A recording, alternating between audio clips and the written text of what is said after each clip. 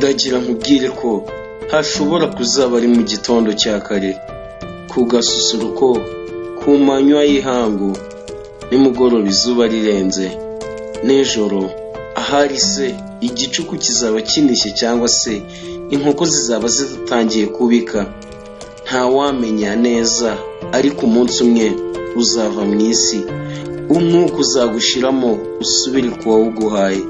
Icyo gihe imirimo n'imigambi byawe bizarangira uwo munota. Telefone zizatangira gucicikana ngo runaka arapfuye. Ku mbuga nkoranyambaga amafoto yawe y'ibihe bitandukanye akoreshwa aherekejwe n'amagambo y'agahinda. Ntabwo abantu bazaba babyumva, bazakomeza kubazanya niba ari byo koko. Benshi bazabyemera ko babonye aho uryamye wabaye umurambo. Uwo mwanya ibyawe bizaba byarangiye. Benshi bazarira, benshi bazavuga ngo runaka uradusize, nyamara ntuzabasha kubasubiza. Bazaboroga ariko ntuzabyuka aho uri ngo ubahoze, kuko uzaba werekeje iwabo wa twese, mu bundi buzima butazwi n'undi wese keretse ubugezemo. Ako kanya uzaba usezeye ku isi. Icyubahiro cyose wari ufite mu isi, amafaranga yose wari utunze, ntacyo bizaba bikikumariye uwo mwanya. Bazaguherekeza bwa nyuma bakuririmbira. Hari n'abazavuga amasengesho ngo baragusabira, ndetse bazanacuranga, ariko ntacyo bizaba byakumarira.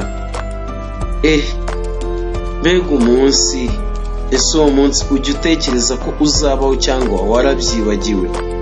Ibaze, nyuma yo kugushyingura bamwe bazahita bakwibagirwa nkaho utigeze kubaho cyangwa guturana nabo.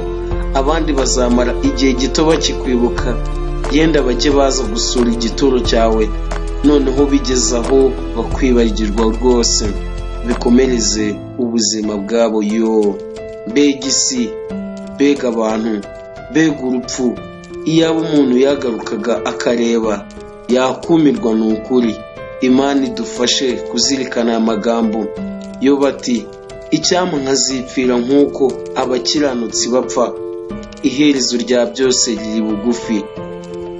Hirimbana mu isi utegura n'iby'ubugingo buhoraho, ntutwarwe n'isi cyane, kuko ibyo byose uzabisiga. Nta na kimwe bazagushyingurana uretse uko wabanye n'Imana ukiri muzima.